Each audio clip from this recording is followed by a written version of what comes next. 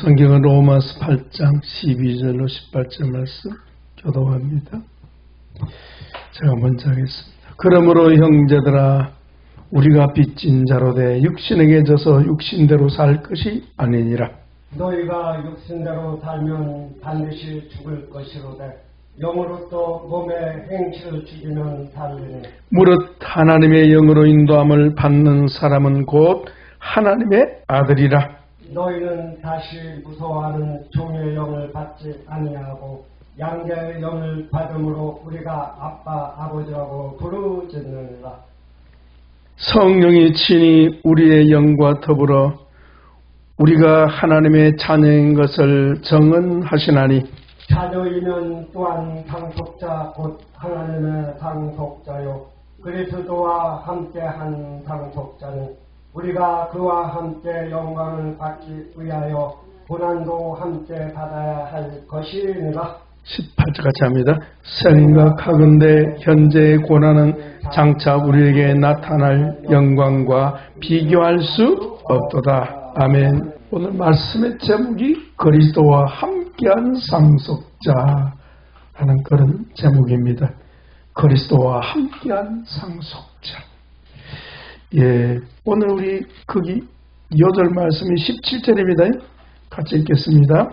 자녀이면 또한 상속자 곧 하나님의 상속자요 그리스도와 함께한 상속자니 우리가 그와 함께 영광을 받기 위하여 고난도 함께 받아야 할 것이니라. 아멘.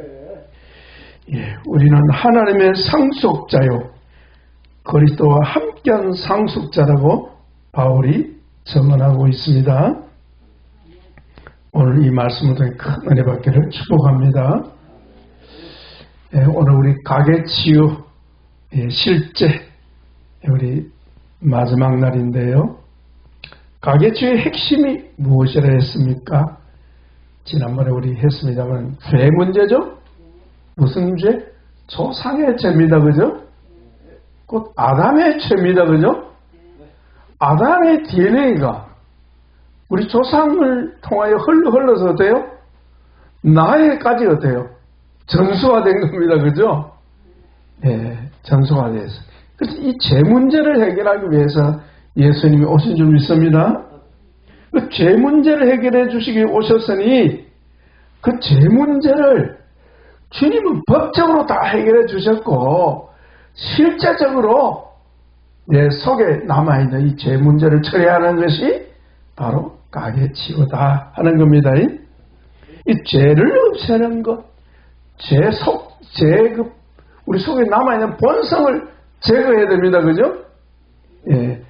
안 좋은 것, 죄를 없애는 방법은 소극적인 방법이죠. 그죠? 예, 지난주에 했습니다만은, 옛 사람을 어때요? 벗어버리는 거 뭐예요? 소극적인 방법이죠. 그리고 새 사람은 입으라! 적극적인 방법이죠. 그래서 죄 문제 해결하는 것이 가계치유라면 그것은 소극적인 방법이고 보다 적극적인 방법은 바로 그리스도의 십자가의 의를 옷 입는 것입니다. 그리스도의 십자가의 의를 옷 입어서 우리가 하나님 앞에 의인으로 사는 것입니다. 예, 그리스도를 옷 입으라 그러잖아요. 예, 오늘 우리가 상고하는 로마서 8장, 8장의 중반부에 있는 말씀인데요.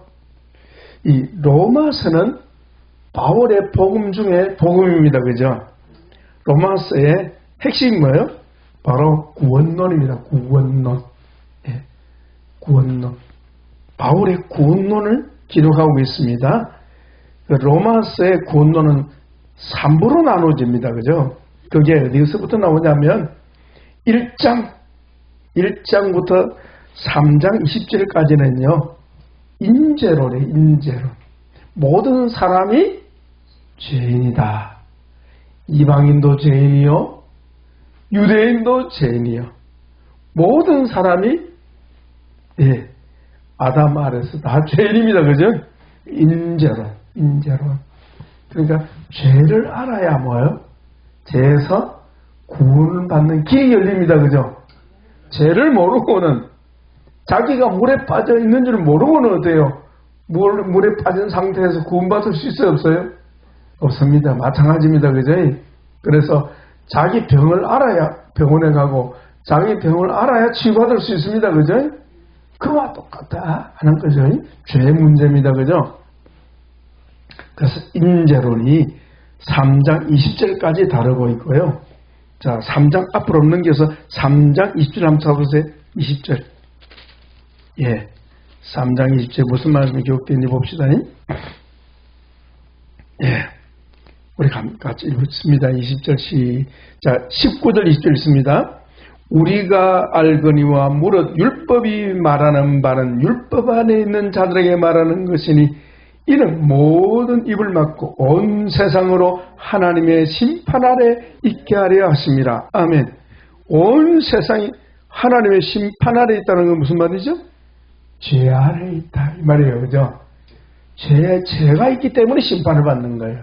모든 사람이 유대인이나 헬라인이나 유대인이나 이방인 구별 없이 차별 없이 모든 세상의 사람들이 하나님의 심판 아래 있다는 것은 죄 아래 있습니다. 20절 시작. 그러므로 율법의 행위로는 그의 앞에 어렵다 하심을 얻을 육체가 없나니 율법으로는 죄를 깨달음이라. 사람이 죄를 어떻게 깨닫느냐고요?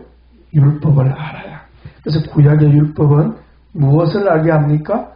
죄를 알게 한다. 죄를 알게 한다는 것은 우리의 영적 상태를 무엇이 율법에 기록된 말씀이 우리를 진단하는 거예요. 진단. 그렇죠? 그까지입니다. 자, 21절이 있습니다. 이제는 율법 외에 하나님의 한 의가 나타났으니 율법과 선지자들에게 증거를 받은 것이라. 하나님의 의가 나타났다 그러죠. 그 하나님의 의가 뭡니까? 예수 그리스도. 아멘. 예수 그리스도가 하나님의 의요. 우리의 죄는 무엇입니까? 아담의 것이요. 그죠? 우리 조상으로부터 물려받은 것이고, 그 조상으로부터 물려받은 죄에서 우리를 자유케 할 리가 있는데, 그분이 누굽니까?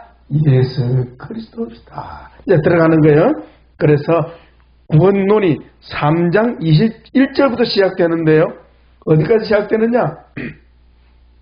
예, 8장 39절. 예, 우리가 읽었잖아요. 그 8장 끝까지 이게 바울의 구원론입니다. 아시겠죠? 자, 거기에 3장 21절부터 5장 21절까지가 이신칭입니다. 따로 이신칭이 믿음으로써 구원을 받는다. 믿음으로써 어렵담을 받는다 하는 말씀인데요. 우리 5장 21절까지 21절 차도 한번 읽어봅시다. 이신칭의의 교리가 끝까지 나옵니다. 21절 같이 읽습니다. 이는 죄가 사망 안에서 왕노릇한 것 같이 은혜 또한 의로 말미암아 왕노릇하여 우리 주 예수 그리스도로 말미암아 영생에 이르게 하려 함이라. 예, 그까지가 뭐예요? 구원 이신칭의 내용입니다. 그 다음 6장 1절부터 8장 마지막 절까지가 성화의 교리, 성화 어떻게 거룩하게 변화되느냐, 성화의 교리인데요. 이 성화의 교리가 바로 우리에게는 뭐죠? 치유의 진리로 믿습니다. 예, 치유를 통하여 어떻게 해요? 거룩함에 이르니까 성화의 교리가 바로 치유의 교리다 하는 것을 알았으면 좋겠습니다. 그래서 오늘 본문은 어때요? 성화의 교리 곧 치유의 진리가 담겨져 있다 생각하시면 좋겠습니다. 그 다음에 9장부터 11장까지는 참고적으로 유대인의 구원을 말씀하고 있는데, 그 유대인의 구원은 곧 이방인의 구원도 함께 다루고 있다 하는 것, 그것만 아시면 좋겠습니다. 자, 오늘 우리가 참고할 본문은 바울의 로마서 구원론 가운데 성화의 진리입니다. 그죠? 성화의 진리, 성화의 교리, 곧 치유의 진리다 하는 겁니다. 자, 우리가 읽은 말씀 앞에 보면요, 8장 1절부터 11절 말씀이 나오는데 읽지 않았습니다만은 우리가 읽은 말씀 8장 1절부터 18절 말씀은요. 그리스도인은 누구인가? 따라서 그리스도인은 누구인가? 그리스도인의 정체성, 그리스도인의 7가지 특성에 대해서 몇 가지요? 7가지 특성. 그리스도인의 모습은 이러하다. 그리스도인은 이러한 확신을 가지고 있어야 한다. 이것이 그리스도인이다. 그리스도인의 정체성에 관한 말씀을 바울이 7가지로 정리하고 있는데요. 그것을 소개해 드리겠습니다. 한번 7가지 간단하게 정리하고 넘어가겠습니다. 첫째는요, 1절, 2절에 나옵니다. 같이 한번 읽겠습니다. 그러므로 이제 그리스도 예수 안에 있는 자에는 결코 정죄함이 없나니 이는 그리스도 예수 안에 있는 생명의 성령의 법이 죄와 사망의 법에서 너를 해방하였습니다. 아멘. 그리스도인은 누구인가? 첫 번째 특성은요, 그리스도인은 생명의 성령의 법인 복음입니다. 생명의 성령의 법인 복음을 가리킵니다. 복음으로 무엇에서? 죄와 사망의 법, 율법입니다. 복음으로 율법에서 해방된 자이다. 아멘. 그리스도인은 율법의 저주에서 해방된 자이다. 아멘. 그 말은 하나님의 용서를 받은 자이다. 무엇으로? 예수님의 십자가의 복음으로. 아멘. 십자가의 복음으로 말미암아 죄에서 해방되고 저주에서 해방된 자라. 아멘. 그러므로 우리 그리스도인끼리는 형제를 뭐 하면 안 된다? 정죄하면 안 되고 비판하면 안 되는 이유가 여기 있는 거예요. 왜? 하나님께서 그리스도의 십자가의 피로서 다 용서해 주셨기 때문에 용서받은 자를 정죄하면 뭐요? 하나님을 욕되게 하는 죄가 되는 거죠. 두 번째 특성은요. 4절 5절만 읽겠습니다. 육신을 따르지 않고 그 영을 따라 행하는 우리에게 율법의 요구가 이루어지게 하려 하심이라. 육신을 따르는 자는 육신의 일을, 영을 따르는 자는 영의 일을 생각하니. 자, 두 번째 특성은 그리스도인은 육신을 따르지 않고, 이 육신은 말하면 보이는 것 이 말입니다. 보이는 것, 사람은 보이는 것 따라가죠. 보이는 것을 따라가지 않고 영을 따라 사는 자이다. 아멘. 그 영이 뭡니까? 바로 우리 하나님이시여 천국인 줄 믿습니다. 예. 세 번째 특성은 그리스도인은 하나님의 영을 받은 자이다. 9절입니다. 같이 읽습니다. 만일 너희 속에 하나님의 영이 거하시면 너희가 육신에 있지 아니하고 영에 있나니 누구든지 그리스도의 영이 없으면 그리스도의 사람이 아니니라. 아멘. 그리스도의 사람 속에는 뭐가 있다? 하나님의 영이 계신다.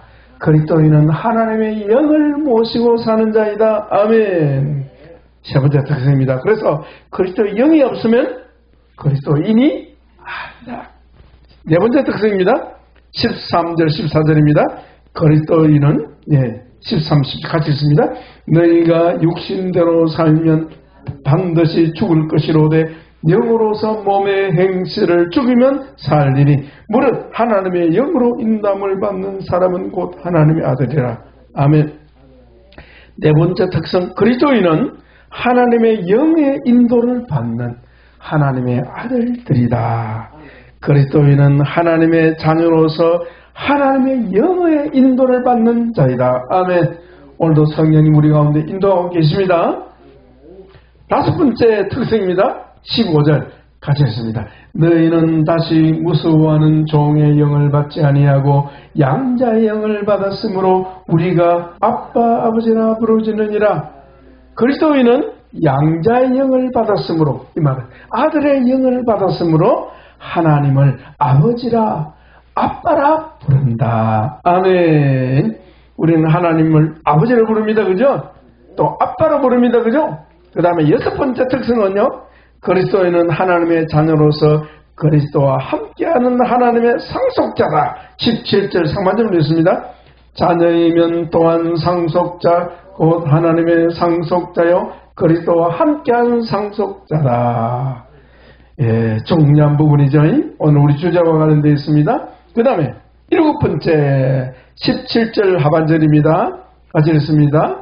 우리가 그와 함께 영광을 받기 위하여 고난도 함께 받아야 할 것이니라. 아멘.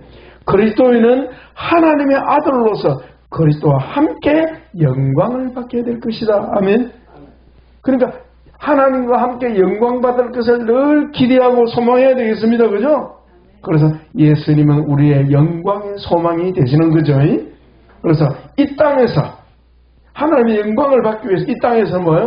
하나님의 의를 위하여 하나님의 영광과 하나님의 나라를 위하여 고난받기를 기꺼이 하는 것입니다.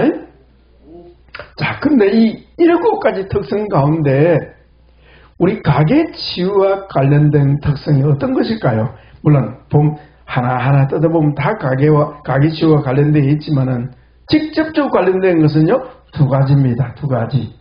하나는 뭐죠? 예, 우리 오늘 요절에 나오잖아요. 요절 17절에 한 10절 한번 더 봅시다. 시작. 자녀는 또한 상속자 곧 하나님의 상속자요 그리스도와 함께한 상속자니 우리가 그와 함께 영광을 받기 위하여 고난도 함께 받아야 할 것이니라. 아멘. 예, 6번째 상속자는 하나님의 상속자. 예. 그 다음에 하나는 뭐냐면 양자입니다. 5번째 나옵니다. 양자가 거기 나오죠? 예, 15절입니다. 예. 다시 한번 읽습니다. 너희는 다시 무수하는 종의 영을 받지 아니하고 양자의 영을 받았으므로 우리가 아빠 아버지라 부르짖느니라. 아멘. 곧 양자입니다. 양자. 예. 이 가계에서 핵심적인 기능이 뭐죠? 가계가 존재하는 중요한 이유가 있죠. 개가 뭡니까? 개. 이걸 개자죠. 대를 잇는 겁니다. 대를 잇는 거. 예. 그 대를 이어 계승해야 되는데요. 그 대를 이어 계승하는 자가 뭐죠? 상속자요. 그래서 옛날에 우리 17절 말씀을 상속자를 후사로 번역해서 후사. 자녀임은 또한 후사 곧 하나님의 후사요 그리스도와 함께한 후사니 우리가 주와 함께 영광을 받기 위해 고난도 함께 받아야 할 것이냐 그랬거든요. 후사 4절 찾아보니까요. 대를 이을 자식이요. 대를 이을 자식. 옛날에는요. 딸 자식은 대를 못 잇는다 해가지고 자격이 없었습니다만 요즘 좋은 시대에 살고 있습니다. 예. 구약에 보면요. 여성들은 후사가 될 수 없었습니다. 참 안타깝습니다. 그러나 신약에 와서는 어때요? 남녀의 차별이 없습니다. 그래서 아들, 딸 구별해서는 안 되는 거예요. 차별하면 안 됩니다. 그죠? 그래서 예, 여성도 후사가 되듯이 상속자가 되듯이 하나님 나라에서는 남녀의 차별이 없습니다. 예. 그래서 오늘 본문에 17절 좀 읽었습니다만은 상속자라는 이 단어가 몇 번 나옵니까? 3번 연급해 나오는 거예요. 3번 연급해 나온다는 게 무슨 뜻입니까? 강조하고 또 강조한다 이 말이에요. 이 말은 무슨 말이지? 바울이 그리스도인은 자신이 하나님의 뭐다? 아들로서 상속자임을 확신해야 된단 말이에요. 아멘. 그래야 세상을 이길 수 있는 거예요. 그래야 세상을 두려워하지 않게 되는 거예요. 하나님의 상속자인데. 아멘. 우리 한번 선포합시다. 나는 하나님의 상속자다. 아멘. 그것도 앞에 수식어가 붙어있어요. 그리스도와 함께한 상속자다. 이 말은 제가 좀 설명드리겠습니다. 상속자. 예. 상속자에게 일반적으로 주어지는 그 유업이라고 하죠. 유산. 그죠? 유업이 뭡니까? 2가지입니다. 하나는 유형. 모양이 있어요. 보입니다. 하나는 뭐죠? 무형입니다. 유형은 일반적으로 뭘까요? 예, 부동산, 동산이 나오는 거예요. 부동산이 뭡니까, 목사님? 부동. 움직이지 않는 재산이야. 이 부동산. 예. 그래서 부동산 소개하는 사람 있잖아요. 부동산. 움직이지 않는 부동산 재산이 와요. 그럼 동산은 뭐예요? 움직이는 게 돈이란 말이에요. 돈이 막 돌아다닌다 아닙니까? 왜 돈입니까? 돌아다니니까. 그래서 돌아다니지 않는 장롱에 들어있는 돈은 무엇이 아니라 돈이 아니다. 예, 죽은 거다. 돌아다니는 돈이라고 했어요. 자, 상속자가 이어받는 게 뭐죠? 유형, 무형의 모든 것입니다. 상속자가. 그래야 한 거예요. 왜? 앞서 살다가 세상 떠나버렸는데 뭐요? 몽땅 어때요? 상속자에게 물려줘야 되는 거예요. 유산 물려줘야 되는 거예요. 유산. 물려준다 할 때 이을유. 예, 물려준다. 재산. 상속받잖아요. 상속자. 상속하면 생각나는 것이 있는데요. 재벌 그룹 2세. 예, 재벌 그룹 2세. 우리나라 재벌 그룹 2세가 있습니다. 우리 유명한 삼성전자의 이정 회장은요. 재벌 그룹 몇 세입니까? 3세대입니다. 3세. 이병철 회장, 이근희 회장, 그 다음에 이재용 회장. 예. 뭘 받았어요? 예, 재물을 받았죠. 재산. 근데 지금 이재용 회장이 잘하고 있습니까? 잘못하고 있는 것 같아요. 잘하고 있는 것 같죠? 뭘 이어받은 거예요? 정신을 이어받은 거예요. 무형일 거예요. 네. 오히려 아버지 못지않은 게 잘하는 것 같아요. 네. 이병철 회장이 참 덕스러운 분이잖아요. 그죠? 참 덕스러운 분. 네. 혼자가 다 이어받는 거예요. 유형, 무형을 다 받는 거예요. 할렐루야. 참, 놀랍습니다. 너무 든든해요. 우리 자식들이 있어서가 아니라, 삼성이 우리 자식들이 있어서가 아니라, 진짜 든든해요. 우리나라를 위해서. 그죠? 앞으로 보세요. 삼성이요. 세계를 지금도 지배하지만은요, 더 지배할 거예요. 하나님 그걸 쓰실 겁니다. 예. 이 상속 개념은요, 이 세상에서도 굉장히 중요합니다. 그죠? 예. 우리 아버지, 우리 엄마가 좀 돈이 더 많았으면 내가 많이 물려받을 건데. 잘 들으시나 보다, 그죠? 제가 최근에 어떤 한 영상을 봤는데요. 참, 우리 이거 관련되어 있어서 제가 좀 소개해 드립니다. 고려인 3세요. 고려인 3세. 고려인 3세인데, 그 정조 할아버지가 통력군이요. 네. 그 통력군은 어디서 활동했습니까? 만주에서 활동했거든요. 일제 우리 강점 시기에, 그죠? 일제 압박을 받고 나라를 잃었을 때 나라를 되찾기 위해서 독립군으로 활동한 거예요. 네.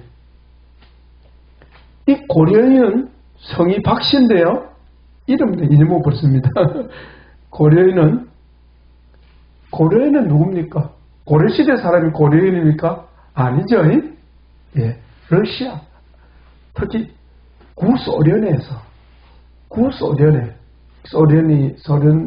소련에서 우리 코리안을 고려인이라고 불렀다. 조선 사람을 대한의 사람을 고려인이라고 불렀다 하는 겁니다. 예. 그러니까 구소련에서 조선인으로 불렸던 그들이 고려인인데 주로 소련 극동 지방인 연해주 지역 아시죠? 연해주 지역에 살던 우리 동포들을 스탈린이 강제 이주시켜 버렸어요. 그것도 화물열차에 실어서. 화물열차에 화장실이 있습니까? 없습니까? 화장실이 없는 그 화물열차. 빨리 갑니까? 천천히 갑니까? 천천히 가죠. 그 완전히 화물 칸에다가 사람을 가서 집어넣어가지고 화장실이 없으니까 며칠 갈지 몰라. 그 먼 길을 얼마나 고통스러운 추위 속에서. 그래서 중앙아시아의 그 시베리아 벌판에 강제 이주시켜버린 거예요. 그때부터 고려인이 되는 거죠. 네. 그래서 연해주지에 사는 사람들이 다 강제 이주시켰던 거죠. 그 고려인 3세인데요. 할아버지는 남주에서 활동했으니까 4세가 되는 셈이죠. 그러니까 그 가운데 지금 러시아에서 잘 사는 사람도 있지만은 가난하게 사는 사람이 너무 많아. 또 가난한 이 주인공이 아주 가난해가지고요. 채소 장사를 하고 있었대요. 딸인데 너무너무 가난하게 사는 거예요. 근데 그 할아버지가 세상을 떠나면서 그 손녀에게 그 철로 된 군번줄 같은 거 있잖아요. 군번줄 같은 철을 목걸이를 갖다가 주면서 손녀에게 네가 이걸 꼭 간직해라. 이건 우리 아버지한테 받았다. 네 진조 할아버지한테 받은 거니까 네가 이걸 꼭 가져라. 보니까 뭐 녹슬고 막 그런 건데 뭐 요즘 같은 무슨 뭐 알루미늄이 있겠습니까? 그죠? 스테인이 있겠습니까? 그 당시에는 철이라. 그 녹이 엄청 서는 거. 그대로 볼 모양이 없어요. 근데 꼭 이걸 네가 할아버지가 물려준 거예요. 이 꼭 간직해라. 그리고 네가 기회가 되거든 동쪽으로 가라 하더라는 거예요. 동쪽. 그래서 너무 살기가 힘드니까 혹시 이거 뭐 귀한 거라니까 전당포에 가져갔더니 돈이 한 대를 찜대는 그걸 뭐 팔아가지고 뭐 해볼래 했더니 다시 돈을 받았어요. 받았는데 이 아가씨가 너무 살기 어려우니까 한국에 취업 있잖아요. 완전히 험한 일하는 그 노동자들 오면 어디로 갑니까? 시골에 그 험한 일을 하기 위해서 베트남이라든지 막 모집하잖아요. 거기에 들어가지고 한국에 온 거예요. 한국에. 우리나라 와가지고 그 노동일을 하는 거예요. 농촌에서. 하는데 그 농장주가 이 사람의 목에 달고 있는 그걸 보고 그게 뭐냐요. 자기도 모른대. 그게 뭔지. 거기 보니까 박무호라고 이름이 써져 있어. 그런데 마침 그 농장주 아버지가 독립군 그 역사를 연구하는 그런 학자였어요. 그래가지고 보니까 또 군번줄 같이 생겼는데 보건복지부에다가 연락을 했대요. 이런 게 있는데 이게 좀 알아봐 주셔야 되는데 이 보니까 독립군의 군번줄이야. 그래가지고 박효문대 이름을 찾았어요. 근데 찾아보니까요, 그 증조 할아버지가 독립군 봉오동 전투 그게 참여한 독립군인데 행방불명돼가지고 죽은 것으로 처리되어 있는 거예요. 보니까 그 할아버지 군번이야. 그래가지고요, 이 딸이 이 손녀가 정손녀가 우리나라 복지부에서 이름 뭐죠? 보훈처에서 이 4세의 손녀를 했으니까 이 손녀에게 유공자, 국가 유공자잖아요. 건국 유공자잖아요. 건국 훈장을 이 손녀에게 주는 거예요. 왜? 그분이 세상 떠나서니까. 이 손녀에게 준 거예요. 그 손녀가 훈장을 받은 거예요. 훈장을 받고 고려인이지만은 훈장 직계 손녀니까 바로 기하 신청해가지고 한국인이 돼버렸어요. 그래가지고 너무 감동적인데 국가에서 지원이 나와가지고 나중에는요 지가 농장을 하게 돼요. 무엇 때문에? 할아버지 유업 때문에. 이만큼 상속이라는 게 중요한 거예요. 그러니까 이 손녀가 뭐예요? 4대 후손이지만 뭐죠? 그 독립군의 후사요. 맞죠? 후사라. 상속자라, 상속자. 그걸 보면서, 참 놀랍다. 그래가지고, 이분이요. 아주 대단한, 스마트팜. 그걸 한 농장주가 됐어요. 자, 상속은요, 이렇게 유업을 이어받는 건데요. 물질적인 것과 정신적인 것, 영적인 것과 물질적인 것 다 받습니다. 그죠? 받는데, 문제는 좋은 것도 받고, 나쁜 것도 받는 말입니다. 좋은 것도 받고, 나쁜 것도. 그러니까 나쁜 거는 뭐예요? 죄를 이어받는다. 좋은 거는 뭡니까? 우리 삶에 유익한 걸 받는 거죠. 그래서 조상의 좋은 거는 뭡니까? 조상의 재물, 재산, 조상의 명예, 조상의 심은 것을 그 후손이 대물림을 받습니다. 그죠? 그런데 나쁜 것도 함께 받는다는 거예요. 그 나쁜 것이 죄도 되지만 또 하나는 뭐죠? 악조건. 악조건도 또 대물림 되잖아요. 그죠? 쉽게 생각할 수 있는 게 뭡니까? 지금 우리 북한 동포들 아닙니까? 북한 동포들. 그 북한 동포들이 지금 하는 말이 뭐래요? 왜 우리가 북한에 태어나서 남한에 태어나서 좋을 텐데 왜 북한에 태어나서 이 노예처럼 살아야 되느냐? 그게 뭐죠? 악조건, 대물림. 그래가지고 머리 좋은 탈북자들은요, 머리 좋은 북한 동포들은요 탈북하잖아요. 목숨을 걸고 탈북하잖아요. 그래서 운명을 바꾸잖아요. 그럼 운명이 바뀌면 어때요? 우리 한국에 탈북해가지고 오면 어때요? 그 자식은 어떻게 됩니까? 그 아버지, 그 어머니의 유업을 또 어때요? 이어받는 거예요. 할렐루야. 이게 유업의 개념이에요. 상속자 개념이라는 걸 우리가 알아야 되겠어요. 자, 중요합니다. 자, 보세요. 북한에 있었으면 어떻게 되는 거예요? 노예생활을 해야 되는 거라. 그러면 그 아버지의 그 자식이야. 운명이 안 바뀌어. 그런데 목숨 걸고 탈북해가지고 한국에 와서 한국 사람으로 살게 되었습니다. 그럼 그 자식은 어떻게 되는 거예요?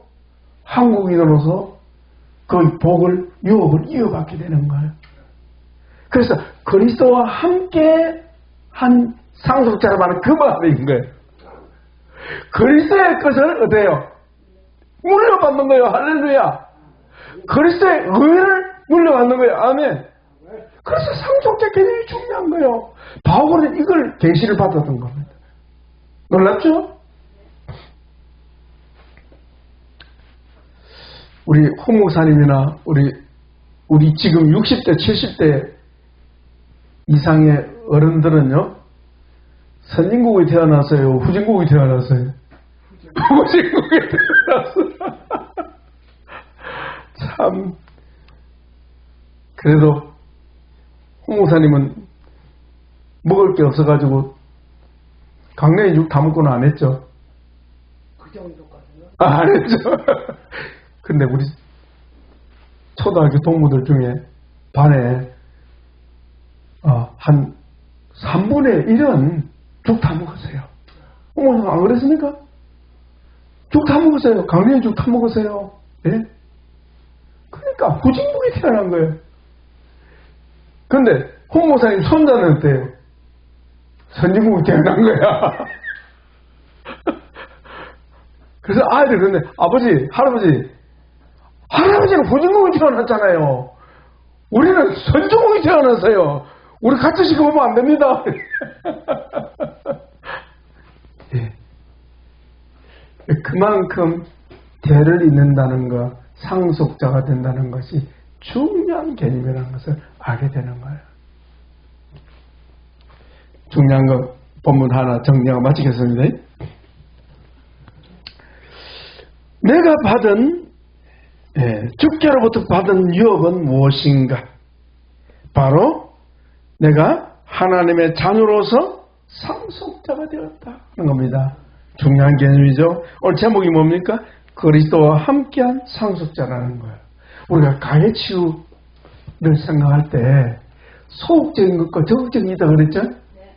개념 들어오죠? 네. 적극적이 뭔데? 하나님의 상속자가 되었다. 이걸 내게 적용하는 겁니다. 아멘. 그래서 죄 처리보다 못지않게 중요한 게 뭐예요?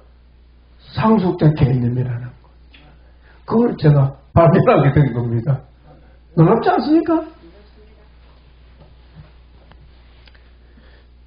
그리스도와 함께한 상속자, 이 말은 말이죠. 예, 바로 그리스도를 말하는 거예요. 그리스도와 함께한 상속자가 되었다는 문서가 어디 있습니까? 증거가 어디 있는데? 신약 성경입니다. 바로 이건 이 말, 복음. 이게 언약이에요. 우리가 예수님을 믿는 우리가 하나님의 상속자가 되었다는 증거가 뭐예요? 이 성경이야, 성경. 할렐루야. 그거 좀 전에 얘기했습니다. 고린 그 젊은 가난한 처자가 뭐 가지고 있었더니 정조 할아버지 그 군번, 독립군 군번 표식 갖고 어때요? 그 할아버지의 축복을 이어받잖아요. 그 증거가 있어야 될 거 아니에요. 우리 할아버지의 독립군이었습니다. 증거가 뭡니까? 증거? 없어요. 아니야. 안 그렇습니까? 전당포 가니까 집 던져붙는데 쓸모없다고. 근데 그게 어때요? 증거물이거든. 교회 안에 딱 나오는 거예요. 그래가지고, 원어청 담당자가 격려를 또 하더라니까. 그 손녀가 바로 그분의 손녀니까.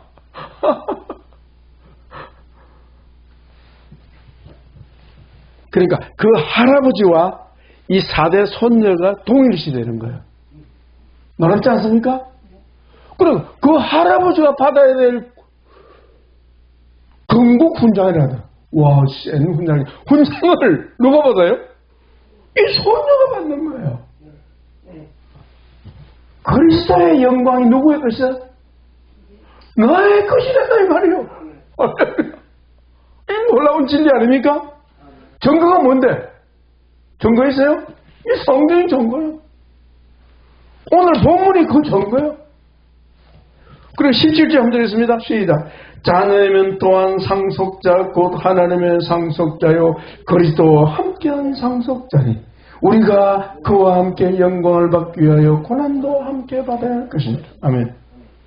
그래서 제가 이것을 세 가지로 정리해 봤습니다. 첫째, 내가 받은 유업입니다. 첫 번째가 그리스도와 같은 하나님의 아들이다. 아멘. 그리스도와 함께한 상속자 이 말은 그리스도와 같은 하나님의 아들이 되었다. 아멘. 누가? 내가. 그래서 29절을 한번 봅시다.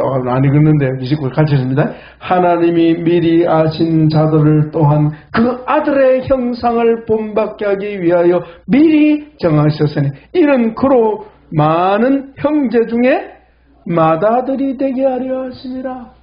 무슨 말이죠? 예수님은 하나님의 뭐요? 맏아들, 장자. 우리는 뭐요? 차자 이 말입니다. 예수님은 장자요, 맏아들이요. 우리는 예수님께 붙어있는 양자로 온 사자들이요. 아멘. 그 뜻이네. 그리스도와 함께한 상속자라마는 그리스도와 같은 하나님의 아들이 되었다. 두 번째는 뭐냐? 그리스도와 같은 하나님의 상속자로서 천국을 소유한다. 아멘. 천국을 유업으로 받는다. 아멘. 천국을 기업으로 받는다. 아멘. 예. 그래서 거기 나오잖아요. 우리가 그와 함께 영광을 받는다. 그러잖아요. 그 다음에 예. 상속자. 그 다음에 영광. 그리스도와 같은 영광을 받는데 30절 한번 봅시다. 시작. 또 미리 하신 그들을 또한 부르시고 부르신 그들을 또한 어렵다 하시고 어렵다 하신 그들을 영화롭게 하셨다. 이 말은 우리가 하나님의 아들의 영광을 얻게 되었다. 그러면 다른 말로 하나님의 왕자가 되었다. 왕자의 영광을 얻게 되었다. 이 뜻입니다. 그래서 하나님의 아들이 되었기에 우리가 어떻게 해야 됩니까? 우리에게 나타날 그 영광을 사모하면서 이 땅에서는 무엇을 위하여? 하나님의 나라를 위하여. 하나님 나라에 누구 거요? 우리 아버지 거요? 내 거요? 아멘. 그 나라를 위하여 뭘 했는가? 충성을 다하고 고난을 달게 여겨야 한다. 아멘. 이 진리를 마음에 새기는 것이 바로 가계치유다. 아멘. 소극적으로 죄를 버리고 조상의 죄를 끊는 것도 가계치유지만은 적극적으로는 그리스도의 의를 옷 입는 것, 바로 그리스도의 함께한 상속자가 되었다는 이 놀라운 진리를 내 마음에 깊이 새기고 확신 가운데 그리스도에 대해 정체성을 가지는 것, 하나님의 자녀의 정체성을 가지는 것이 곧 뭐죠? 바로 가계치유의 적극적인 면이다 하는 걸 생각하시고 이 놀라운 오늘 그리스도에 대한 7가지 특성 마음에 새기시기 바라고. 특히 그 가운데 중요한 개념 2가지 있었죠. 하나는 뭐죠? 양자의 영을 받았다. 양자 개념. 하나는 상속자 개념. 그리스도와 함께한 아들, 그리스도와 함께한 하나님의 상속자 개념을 마음에 깊이 새기시고 묵상할 수 있기를 주의 이름으로 축복합니다. 기도하겠습니다. 설교 좀 길었네요. 예수님, 이 시간에 그리스도와 함께한 상속자라고 바울이 7가지 그리스도의 특성을 소개하면서 자신이 믿는 바를 성경에 기록하게 하시고 기록된 말씀이 곧 하나님께서 우리에게 주신 하나님의 새 언약의 약속인 줄 믿사오니 이 약속의 말씀을 굳게 잡고 이 땅에서 하나님 나라를 누리며 하나님의 아들로서 담대하게 살게 하여 주시고 두려움이 없이 살게 하여 주시고 이 세상을 지배하고 정복하는 하나님의 자녀 될 수 있도록 크신 은혜 베풀어 주시기를 원하옵고 오늘도 말씀을 통하여 은혜 주시고 깨워주신 주님을 찬양합니다. 예수님의 이름으로 기도합나이다. 아멘.